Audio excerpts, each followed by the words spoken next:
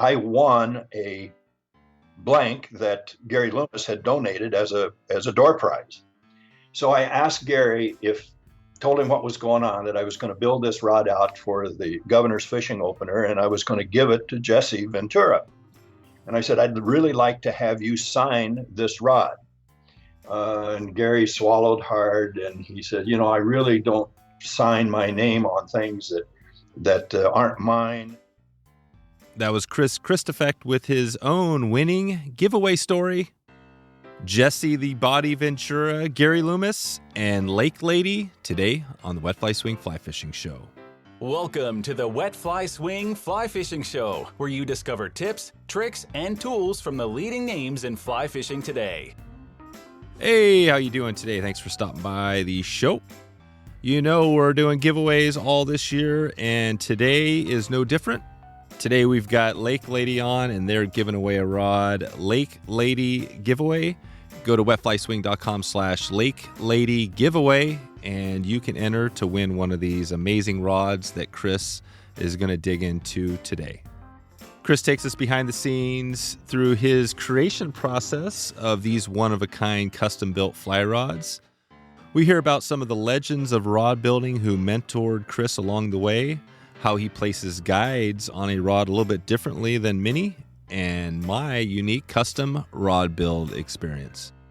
We're going to get Kris's story and dig in deep into the custom rod. This is pretty cool. This includes Kris not only digs into building fly rods, but also builds a lot of conventional rods. So we're going to talk about all that today. Did I mention Kris is giving away one of these rods right now? So without further ado, here is Kris Kristufek from LakeLadyRods.com. How's it going, Kris? Hey, it's great. Boy, I can't wait for summer to get here. Let's go. Yeah, I know. I was listening to somebody out in your neck of the woods. I can't remember if it was in your state or it was in that area. They were saying, they said on social media, it was 50 degrees. I think it hit 50 and everybody was wearing shorts and t-shirts and super happy with the weather. Is that kind of how you guys roll? Well, yeah, as soon as we can get shorts on, that's what we're going to do. But as we record this morning, it's 35 degrees. There's still snow on the ground. The lakes and the rivers are still frozen. So we've got a little bit of springtime melt to get behind us before we can get out and start wearing shorts and go fishing again. So, I've got, the old adage is a bated anticipation. I'm really into that right now. I can't wait. Yeah, that's it. So basically, and that means a lot of people getting ready to go out and get out and do some fishing, right? Use some of your rods out there. I hope so. You bet. Nice. Well, we're going to dig into a little bit on, definitely getting into the rods you build, these unique custom rods, and just hear that story. But before we get there, I like to bring it back to fishing. A lot of times we, kind of get this story just from your perspective. So talk about how you first got into fishing and then how you got into rod building. Well, I started fishing when I was just a little tyke. We lived in west central Kansas, and as I became an adult, I realized that I could see the end of the world through the second overpass, and I needed out of there to find places where there was water. So I think I was 5 years old. My grandmother was an ardent fly fisherman or fly fisher woman, and we had several sand pits around our community, and she loved to go out and fish for panfish in those sand pits. So one day, all of the grandkids piled into the car, and we went out to her favorite spot. She was catching fish, and she wanted to change gear and laid her bamboo fly rod alongside the car. Well, the kids, 5 years old, 5, 6, 7-year-old grandkids were tired of fishing, and we were playing tag and using the car as an escape route. We'd scoot through the car, Mm-hmm. Well, I came out of one of the doors of the car, and I stepped on her bamboo fly rod and broke it in half. She was one unhappy grandma. I was scolded ferociously, and she demanded that I make her a new rod. So I broke off a willow tree twig and tied a piece of line on it and a hook and gave it to her, and said, "Here, Grandma, here's your new rod."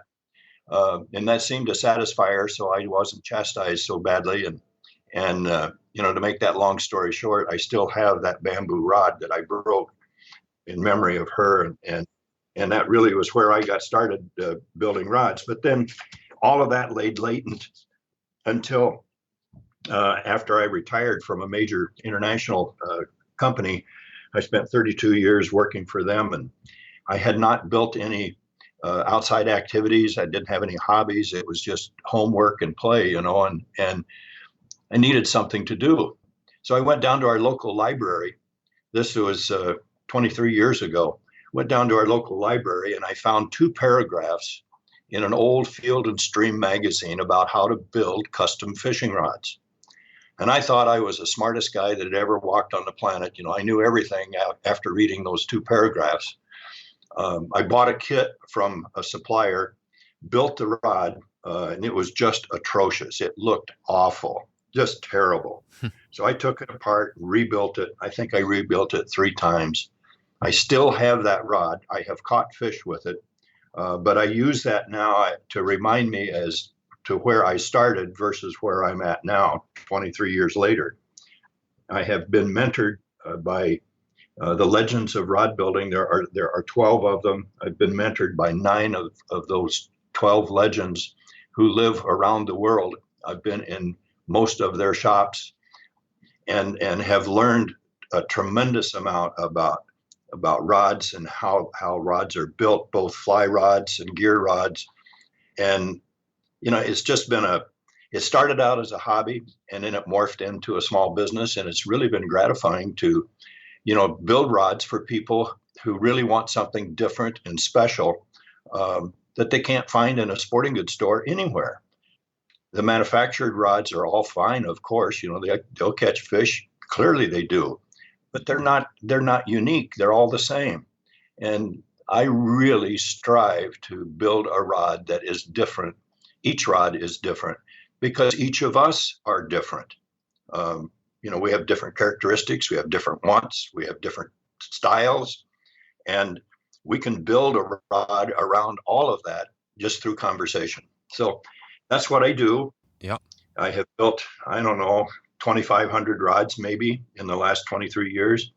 I teach rod building, teach custom rod building to folks that want to build their own, and it's just been a whole lot of fun, and I want to keep on doing it. I just have a pencil to keep at it.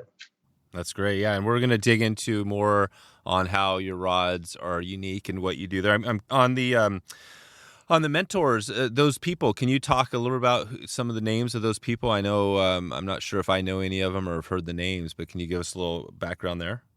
Oh, sure. B.D. Ehler, who is from Topeka, Kansas.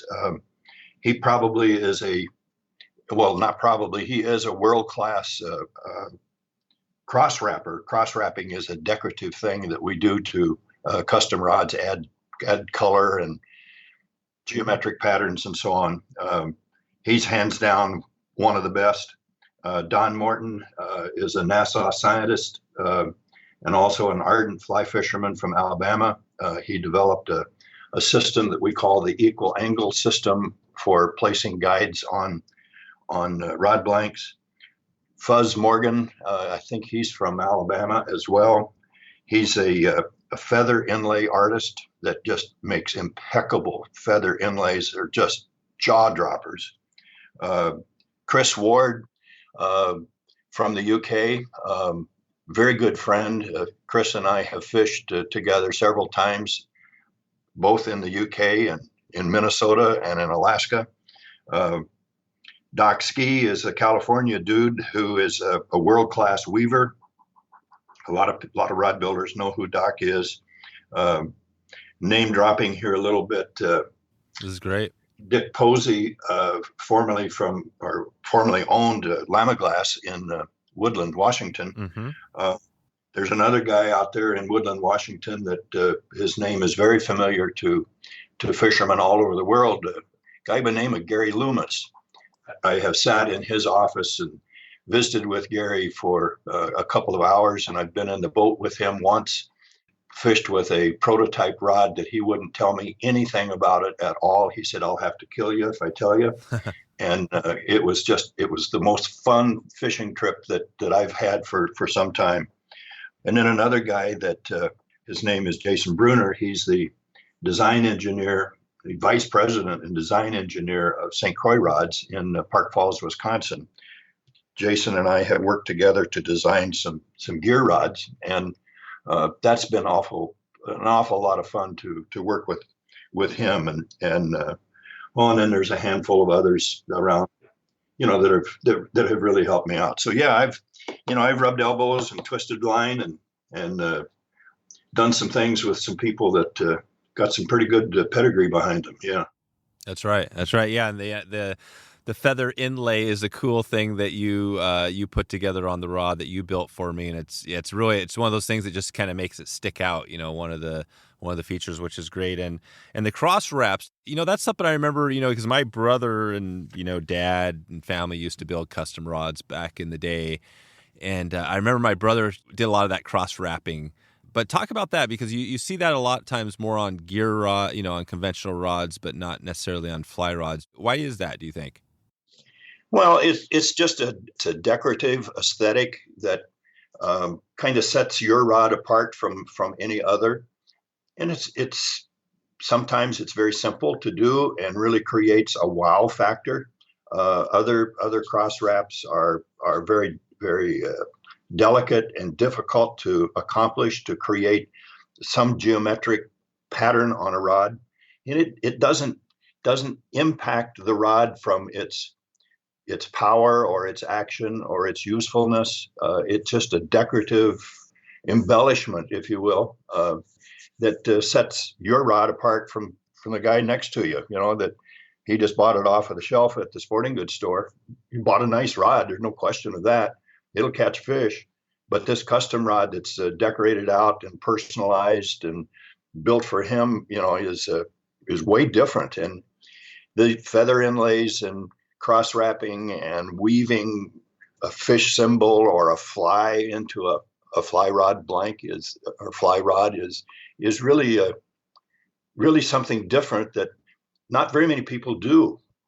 And it's a lot of fun. It takes some time and effort, but there's other things that we can do too for embellishment. Yeah, it's just adds to the rod.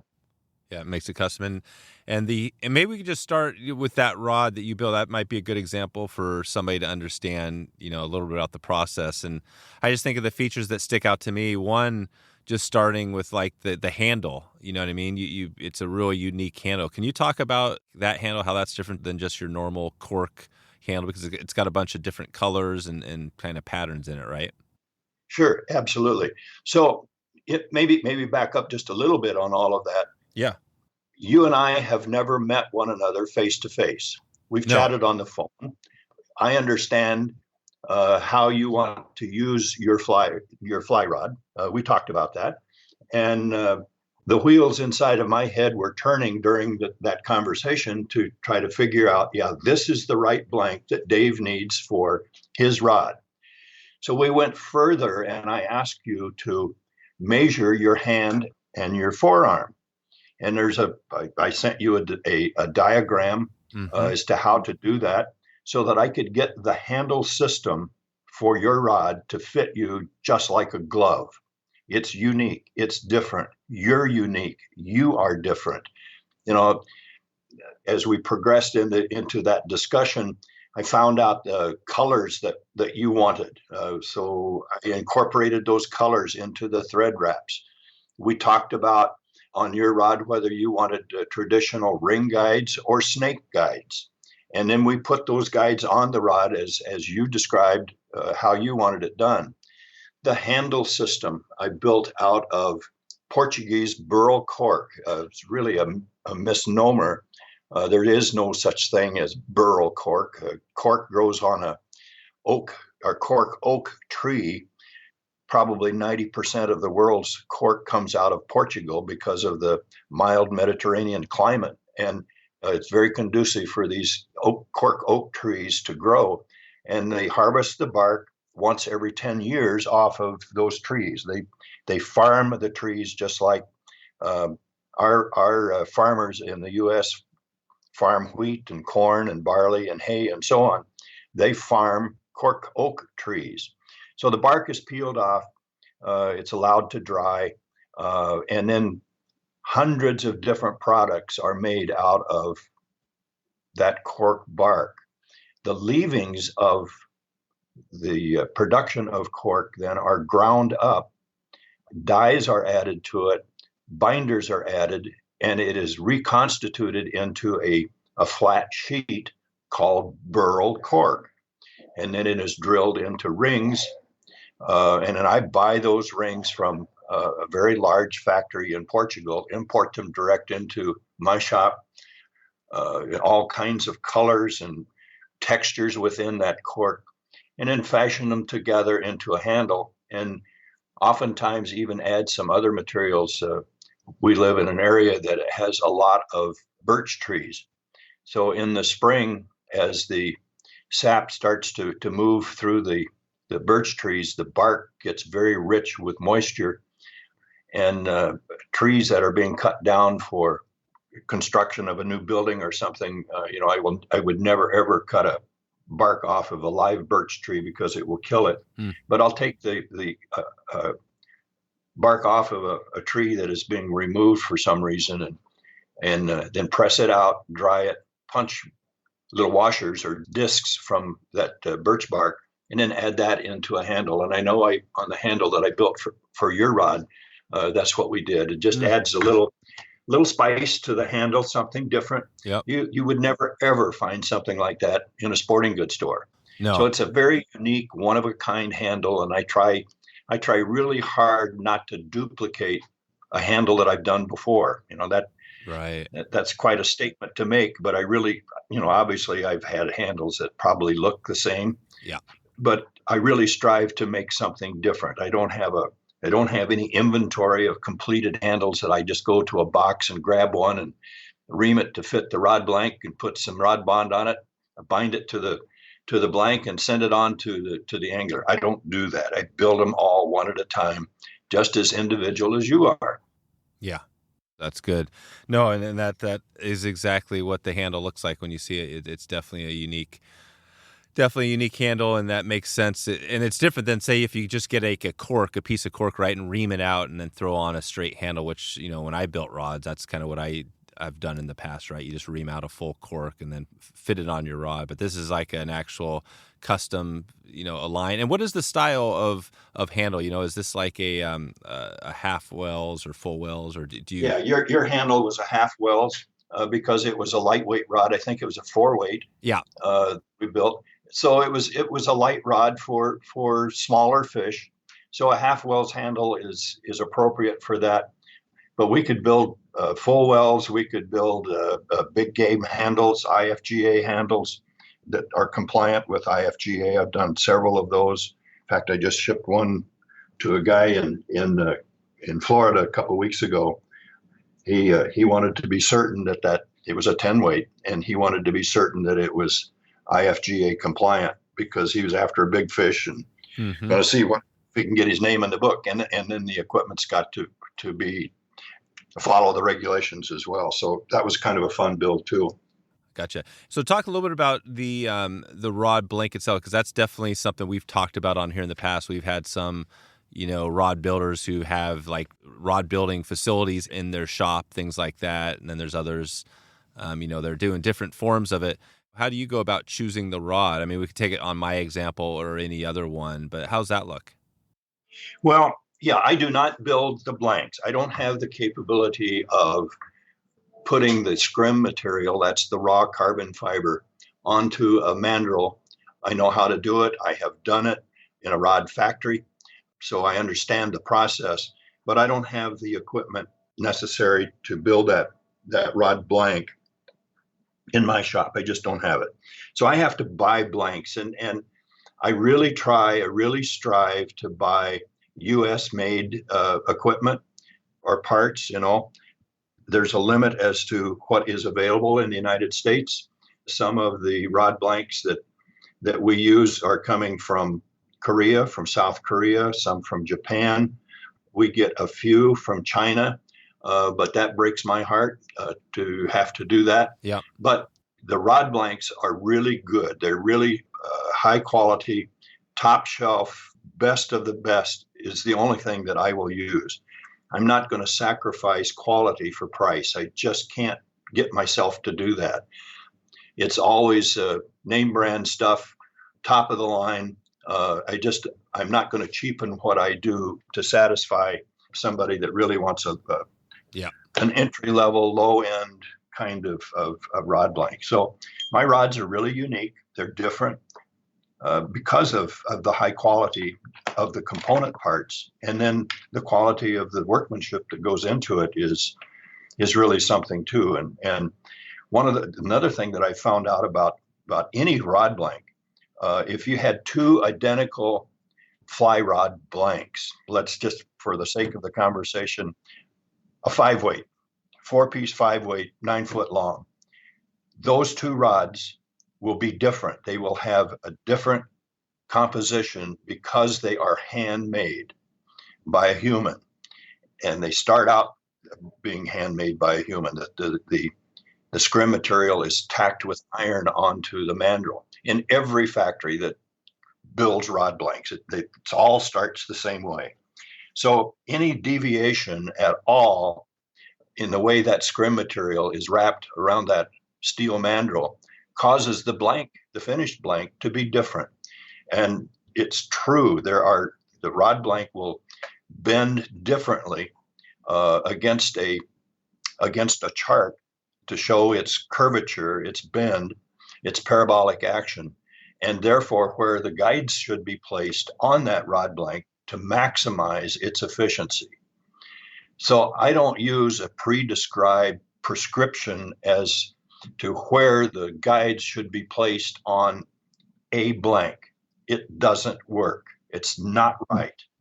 I let the rod blank dictate to me by stressing it to bend it into its 90-degree bend where the guide should be, so that the guide train and the line coming from the reel up through the guides to the tip top flow in a nice, smooth, straight line. Therefore, we reduce friction. We get further casts, further distance in our casting, and the rod reacts differently from a sensitivity standpoint, which is a subjective thing, but it does react differently if the guides are placed properly on the blank versus a chart. And there's charts out there that say that a 5-weight, 9-foot long blank, this is where the stripper guide goes, and I do something a little different in the stripper guide section of the rod. I put a second and occasionally even a third stripper guide to tame the rod or tame the line to the rod blank, which creates a vortex during casting to reduce friction. So, and then the guides are placed all the way up to the tip top, to maximize the performance. That's it on the guide. And that's one of the unique things about the rod that you built for me is that, that lower end, there's the guides, there's a couple on the stripping guides are, pretty close together. So basically what you're saying is from that blank, you bend it at a certain, you said 90 degrees, and then you can see. Describe that process a little bit. So when you bend it, how can you tell, as opposed to, following some system, like on my rod specifically, that those guides, you added an extra guide down at the bottom? Yeah. So I clamp the rod into a holder that holds the blank steady, and then I bend the tip of the rod to 90 degrees.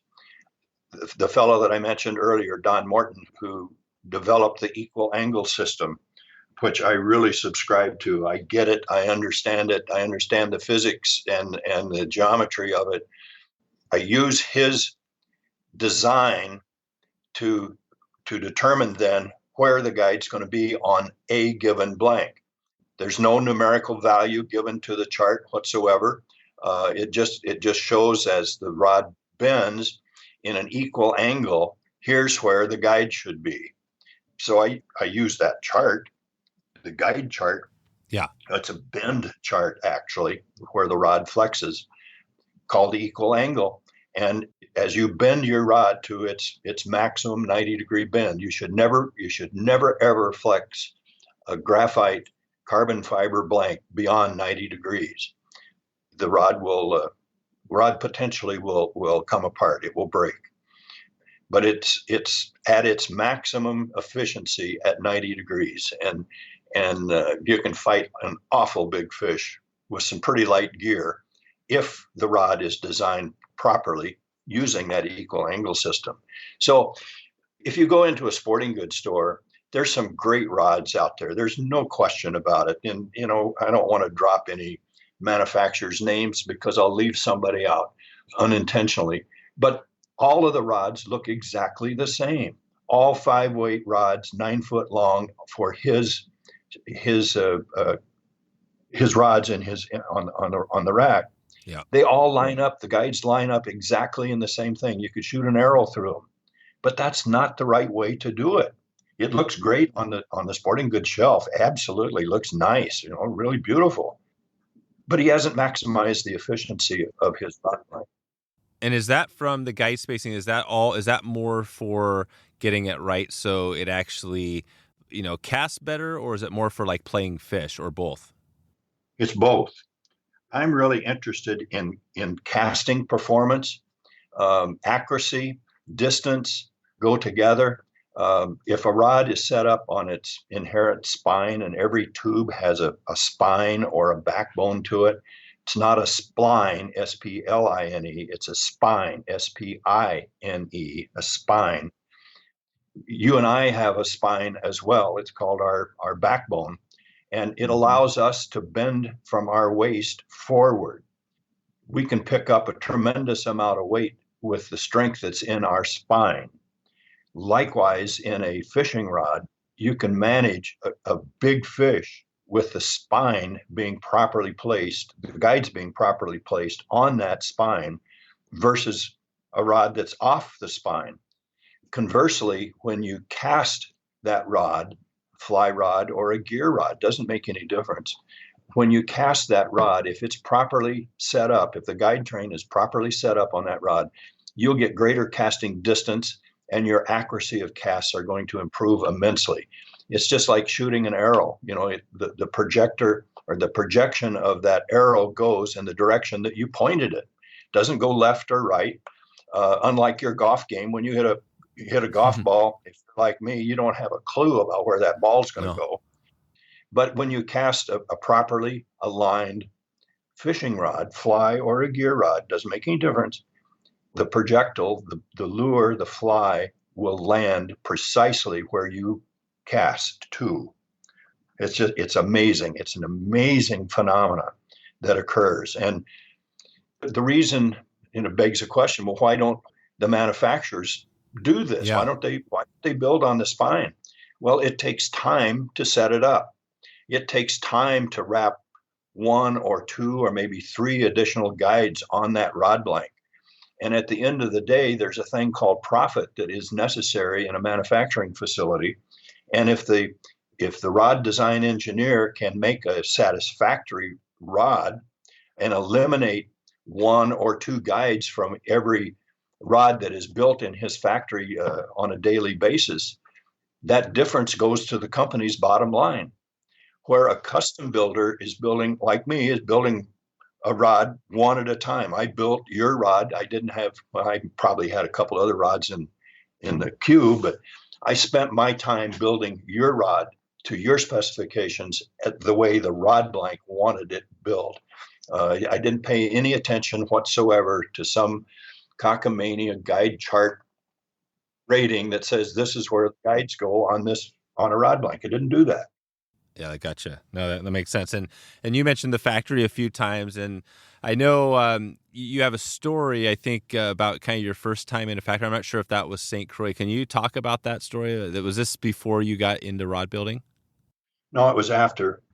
After I got into rod building, I really became interested in how rod blanks were made, and I was fortunate to be in Woodland, Washington for a rod builders gathering. And that's where I actually met Gary Loomis for the first time and went through his factory. He took me through his G. Loomis factory in Woodland. This is 20 years ago, when he was in his prime and really was building some exquisite rods at the time. And I learned a great deal about rod building at that point. Then I think the next year I went back to Woodland and to a rod builders gathering that Lamaglass had put together, and I built a rod at Lamaglass in their factory on a Saturday. And then I started a group of rod builders in Minnesota. And I called my friend Jason Bruner, who's the rod design engineer at St. Croix, and asked if we could come over and go through their factory and watch how rods are built. And just open-armed, they said, absolutely, come on over. We'd be tickled to death to have you come over. So I think we took 8 or 9 people over to St. Croix on a weekend. And unknowing to us, when we got there, they said, how would you like to build your own rod? And we went back into the factory and we actually cut the scrim material to a design, they're called flags, and tacked that scrim onto a mandrel with a hot iron, rolled the balance of the scrim material onto the mandrel, coated it with cellophane. It was hung in a cabinet and then was baked to cure the resin in the rod. And then the mandrel was hydraulically removed from the tube. The rod blank was sanded. It was measured to be sure that it met the specifications, the specification tolerance for that particular rod blank. And we were able to take that rod home. They actually gave it to us. So that was a real treat. And since then, they have discontinued doing that for some proprietary reasons, because there's some sweet sauce that's being mixed in a rod factory. And there are some people who would sell that idea or that photograph or something, right. and that's just not the right thing to do. And so that's been discontinued. But yeah, that's how I really learned a lot about the actions and power of rods and how they're put together. And then over time, the materials that go into the rod blank have really morphed as well. There's some very, very lightweight carbon fiber material today that is just exquisite. That really is superb stuff. And you have a very strong, very lightweight. It's just a pleasure to work with. And then it's even a greater pleasure to fish with. Yeah, it is. And that's what I noticed when I took your rod out there, right away from the first time just casting, is that it definitely, is really nice to cast. You know what I mean? It's lightweight, and that blank. Now that blank was specifically, can you describe that a little bit? What that one? That was I think it was a 9 foot, or let's see, is it 9 foot 4 weight? I can't remember if it's 8.5 or 9. I think yours was a 9 foot 4 weight. Yeah, that's right.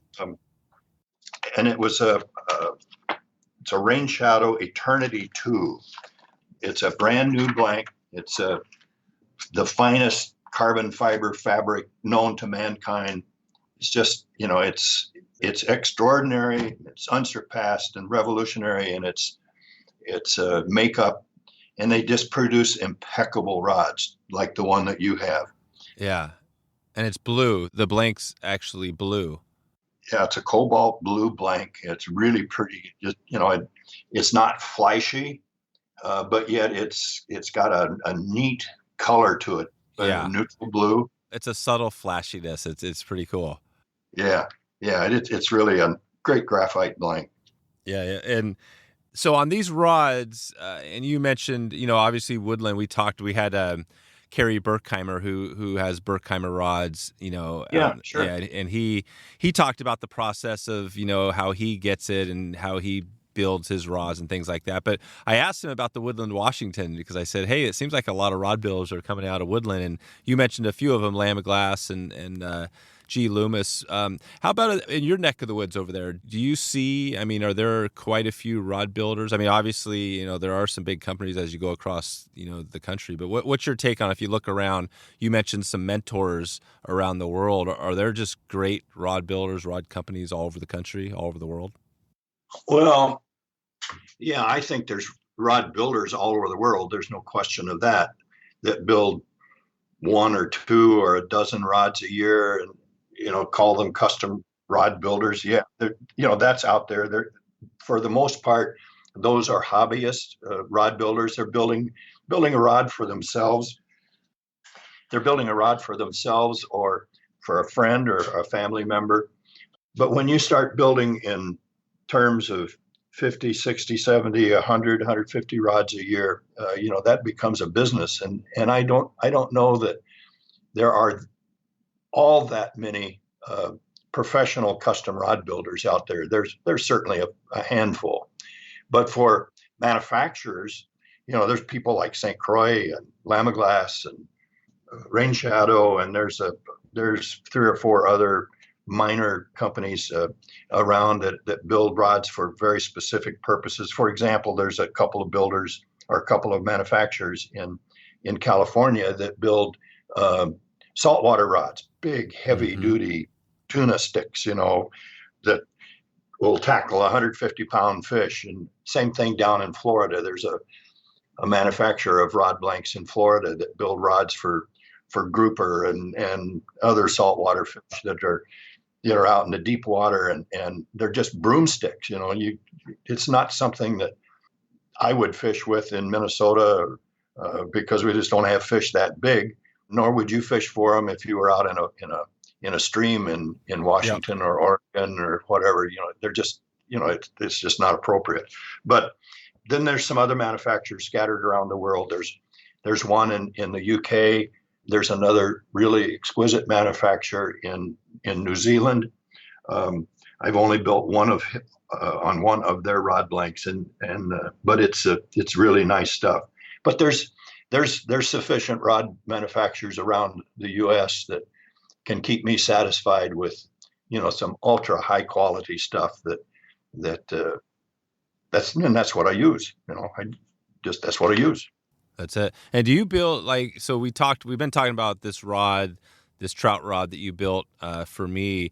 Well, what are the different types of rods you build? Do you build like all species? Is there a certain size of rod you don't go? But talk about the diversity of the type. If somebody wanted to come in and just have some random species, could you build a rod for them? I think I could. Yeah, the techniques of building the rod, finishing that rod from a blank onto a finished rod, the techniques are pretty much the same. There's a few variables that go into it, of course, but basically they're the same. And I live and work in an area where we're primarily gear chasers, spinning rods and casting rods for walleye, for bass, northern pike, and muskie fishing. And there's some guys that are chasing pike and muskies with a fly rod, and that includes me. I have didn't get the fish in, but I had a hook set in the biggest northern pike that I've ever seen in my life. We tussled with each other on a 9-weight for seemed like an eternity, but it was probably 15 or 20 minutes in actuality. Fishermen always will stretch the truth a little bit, but nonetheless, it was a huge fish, and it really hooked me into fly fishing for larger fish. I've attempted to catch a muskie with a fly and have been unsuccessful. But I've caught several pike, and I've caught bass and trout. I tried in Alaska for salmon on a fly rod, and the conditions and where we were at were just not conducive to really using a fly rod. That isn't what the rest of the people wanted to do, and right. So I had to lay back a little bit. But nonetheless, yeah. But in the Midwest, there's primarily gear fishermen, but there's a good number of fly fishermen as well. Oh yeah. Yeah, no, the Midwest 100% is a hot spot. I know because we have a lot of people that reach out to me from the Midwest, fly fishermen and women, and yeah, it's 100%. It's a hot spot, which is cool. And I love the pike and muskie. We're going to hopefully dig into a few more of those episodes on pike and muskie coming up here in the recent future. I wanted to hit on one. You got some more other stories you've noted to me. One of them was Jesse the Body Ventura. You built some rods, right? So I want to hear this because this is classic. First of all, I love that story. I always love it's like Arnold Schwarzenegger, right? And all these things where you got these people kind of becoming, mayors and governors and senators. But so talk about that. How do you come to build rods how this Jesse Ventura thing happen? Oh yeah, this is a fun story. Jesse was the governor of Minnesota, And the opening weekend of walleye season traditionally is called the Governor's Fishing Opener. Well, it so happened that this was 23 years ago. The Governor's Fishing Opener was going to be on the lake that we live on. And across the bay from us, the chairman of the Governor's Fishing Opener Committee lives, and he knew that I was building custom rods. I had just gotten started. In fact, I hadn't yet done this. I just started building custom rods, and Marv Kep, who was the chairman of the committee, called me and he said, "Hey, how would you like to build a rod for the governor who's going to be at the opener in May?" This was like in early January. And I swallowed hard and thought about it for just a second or two. And I said, "Okay, I'll do that." And he says, "Well, you need to build 2 rods because you got to build one for his wife as well." Okay, I can do that. So 6 or 8 weeks later, there was a rod builders gathering in Nashville, Tennessee. And we went to Nashville to that get together, and the keynote speaker was my buddy, Gary Loomis. And fortunately, I got to sit next to him at dinner and really got into his head about rod blanks and on and on and on. We talked a little bit about that earlier. But after dinner was over with, I won a blank that Gary Loomis had donated as a door prize. So I asked Gary told him what was going on, that I was going to build this rod out for the Governor's Fishing Opener, and I was going to give it to Jesse Ventura. And I said, "I'd really like to have you sign this rod." And Gary swallowed hard, and he said, "I really don't sign my name on things that aren't mine, that I have control over." But Right. He says, "I believe what you're going to do." And he signed on this rod blank his signature, his very famous signature. So I brought that rod blank home and treated it like fragile eggs, and was very, very careful with it. Built the rod out and presented that to the governor at the banquet the night before the fishing opener. And he was chewing on a cigar at the time, and of course dressed in his fishing gear. And he's a big hulk of a man. He's a great big guy, and he was very appreciative of the gift. His wife likewise was appreciative, and he went fishing the next day with somebody from the news media. And shortly after they got out on the water that morning, he did catch a fish, and the picture of the rod, him smoking a cigar and holding the fish up, was published all over the Midwest. And Oh, it was. He was a very colorful character, not only as a professional wrestler, but he also was very colorful as a governor. For those that don't know, Jesse Ventura was a like a WWF, right? He was a wrestler, like a professional wrestler. Yeah, I think so. Yeah, He was a character. Yeah, that's right. Nice. Well, that is a good story. I love that you brought in Gary Loomis as well. So that rod you won was actually a blank. You won a Loomis blank, essentially. I won the Loomis blank, and then I built it out. Of course, I didn't. It was a gift. It was a surprise gift to him. So I didn't have the opportunity to actually measure his hand and arm like I did for you, and for everybody else that I built a rod for. But I kind of guessed as to what he was going to do, and it was a spinning rod. So that was pretty cool. That really was the start of me getting involved professionally as a rod builder. It took it from a hobby kind of a thing into a small business. Yeah, that's it. Okay. I think we're going to wrap this up here, Kris, pretty quick, but wanted to check with you on just a couple things before we get out of here.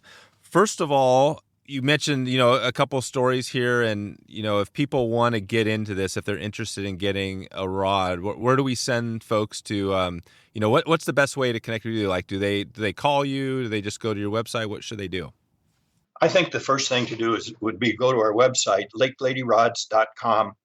It's a very robust, information-filled website. It's quite deep.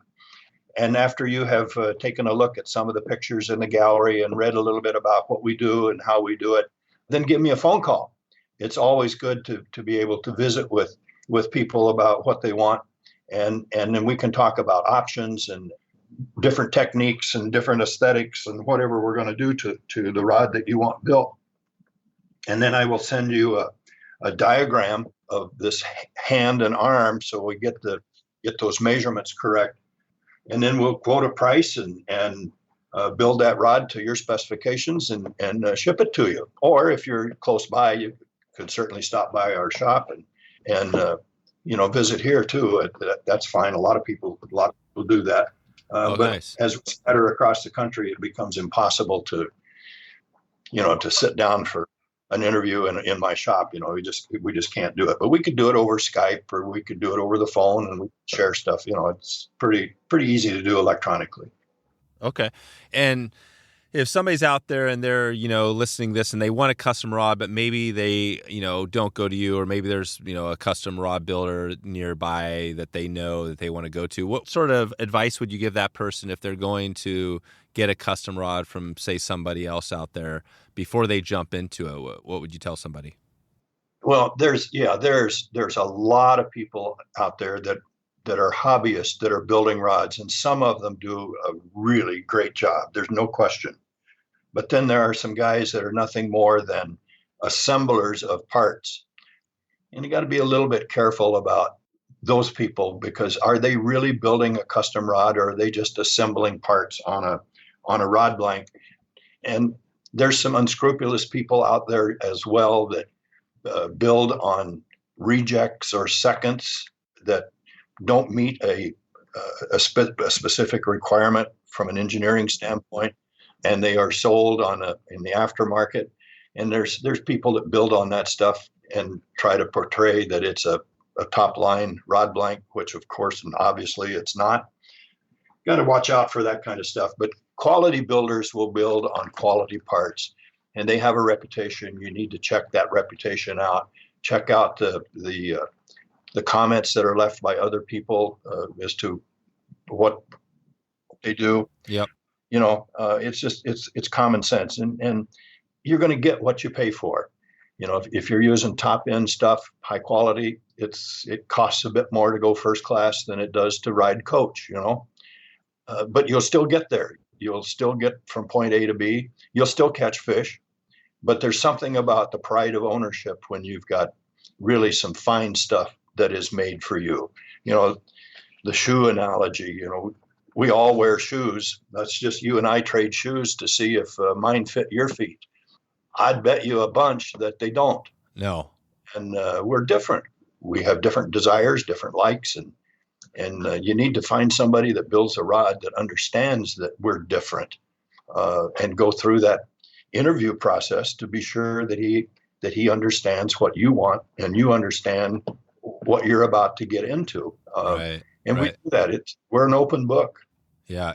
Is the analogy between like the golf club a good one, where it's like you get and I don't even know what that looks like, but you get a custom set of golf clubs, or a custom golf club made for your, versus just buying a golf club off the shelf? Is it kind of similar there? I think it's very similar. Yeah. Professional golfers wouldn't go to a golf shop, the pro shop at the golf course and buy a set of clubs. They wouldn't even think of that. They're going to have that club built exactly to their stature and how they swing, and on and on and on. Same things going on with rods. Yeah, that club that you buy at the golf course, it'll hit a ball and it'll go down the fairway. Sure, it will. But if it were custom built for you, and the length and the grip and everything else that goes onto it, the head and the weight, if it were built just for you, just the pride of ownership will send that ball further down the fairway. Yep, exactly. Yeah, that's perfect. And that's what it comes down to. And obviously a lot of people listening here, you don't have to get a custom rod to have a great day fishing on the water, but I think as you get into it, the more you do it, you find, if you do find a custom rod, it just adds a little bit. You're sitting there in the river and you're kicking back, maybe relaxing, and you got this, this beautiful custom rod, and you know what I mean. The rod you built me is one of those things that I'll have forever, and like I have all my rods. I got an old. You mentioned Lamiglass. I've said this before, but my first steelhead rod, my dad got me, was a Lamiglass, just a factory built Lamiglass, and I still have that rod. It's one of my something I'll always have. You know what I mean? Just so Sure. It's cool, and it's cool to connect with you because it's a custom, right? You do this custom thing that we talked about today, and if people want to go a little deeper and spend a little bit more money, then they can connect with you or somebody like you. Yeah, that's right. And one of our sayings that we use is our rods will actually catch more fish. They will. And there you go. And it's true. That's a true statement. You'll treat it differently. You'll fish with it with more accuracy, and just surgical accuracy of casting.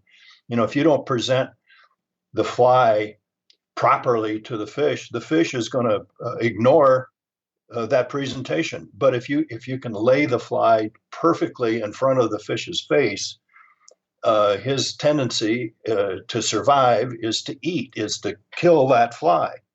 And if the rod performs the way it should, and you lay the fly onto the water the way it should, the fish will bite. They'll attack that artificial fly, that bait, and you will catch more fish. You will catch more fish, and that's probably the best. Another great point to take home here is that we've talked about a lot on this show. We've talked about casting and all the different ends of fly fishing, and if you're talking about dry fly fishing or whatever, there are times when you have to hit not only a pie plate, but even getting more surgical in that spot if you want to get it to that fish. That's come up a number of times. So what you're saying is that your rod actually is going to be more accurate and allow you, and that's how you're going to essentially catch more fish. Exactly. Yeah, that's it. So before we get out of here, we are going to be doing something special for listeners of this show, and this is going to be a giveaway of a custom-built rod, and you've described the process, a little bit of it today, and building my rod, and you're going to walk the winner through a similar process. So let's talk about that. What do you think, this giveaway actually, this is not just this is a serious deal, right? Talk about how that's going to work once we have the winner. Well, I think the way we ought to work is folks listening to us chatter today on the Wet Fly Swing podcast, enter the contest for a 5-weight, 9-foot LakeLady fly rod built on an Eternity rod blank with a custom burl cork handle with birch bark inlays, your choice of colors. It'll have a rod sock with your name embroidered on it, and it'll come in an aluminum tube to protect the rod. And when the rod's done, it'll have a value of about $1,000. Mm-hmm. Really a top end, high end, great rod, just for the listeners of the Wet Fly Swing podcast, and in conjunction with, of course, LakeLady rods. So enter the contest, and Dave is going to draw the name at the end of the contest, and we'll get in touch with you and build this rod out to your specifications and get it to you. And then you're going to have to tell us about how you fish it and show us some pictures of fish that you've caught. That's right. For the winner of this, we'll definitely follow up, and we'll put it at wetflyswing.com/LakeLady giveaway. That'll be the link that people can check out, and that'll direct them over to enter the giveaway. And this is going to be awesome. I mean, this is a huge. Obviously, this is no small giveaway. This is a big deal. So. I want to thank you in advance, Kris, for doing this. This is definitely a cool deal for listeners to get a chance at this, and I guess other than that, in the next year, anything else you got coming new for you, or are you going to keep just kind of doing the same good stuff? Well, I think there's going to be some new materials come out for rod blanks. There's some scuttlebutt that there's some new fabric that's coming, and of course there's a race in the chemical side of it with resins. The molecular redesigned resins, that's a quote of, it means a lot of different things to different people. But the resins that bind the carbon fiber together, there's a there's a race going on with the manufacturers of rod blanks to really lighten up the rods, but yet create the sensitivity that is so important for us to feel the bite, to feel the strike, and yet strong enough to fight big fish without breaking the rod. So weight is being dissipated. Some of this material is just as light as a feather versus some of the old fiberglass stuff that we had a couple, 3 decades ago that our granddads or our dads even fished with. It's just the stuff that's available today, and that's then on the horizon that's coming is really going to be a game changer in the fishing industry. And for those of us that build on high-end stuff, we can't wait to get our hands on some of this. And yeah, it's expensive, but the treat is, would you rather drive a Chevy or a Lexus? Right. Yeah. How do you get down the road from A to B? The Chevy will get you there for sure, no question about it. But the Lexus is really a fine ride.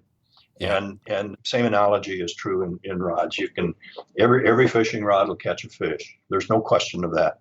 But how much fun is it to fish with a Snoopy pole? It just wasn't fun at all.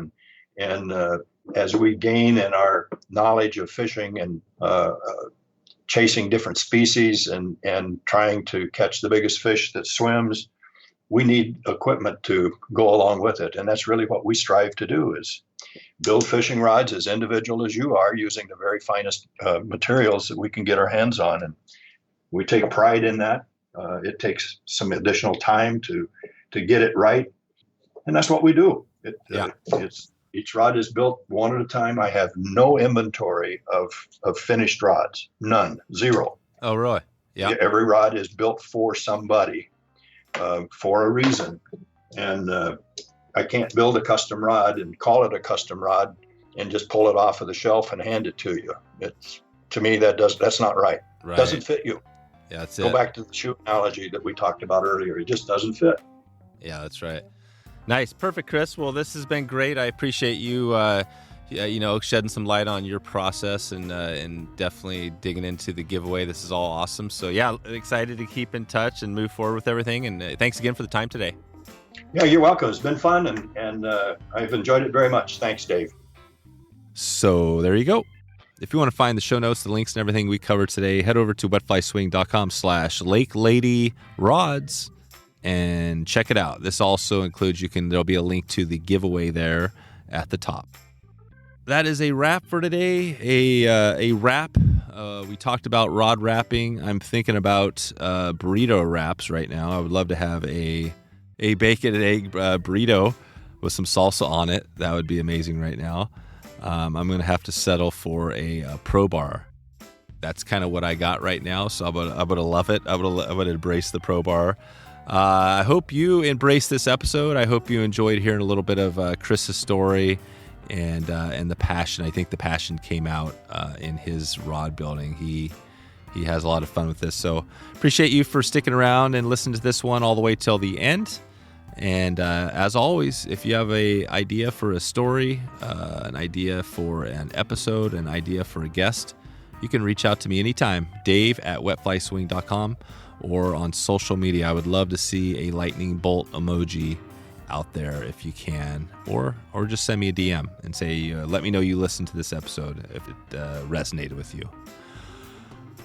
Deep breath. Did I do that all in one breath? Okay. You have a great day wherever you are, morning, noon, or night. Love it. And we'll talk to you soon. Hopefully on the water, hopefully on the river, hopefully online. Thanks for listening to the Wet Fly Swing Fly Fishing Show. For notes and links from this episode, visit wetflyswing.com.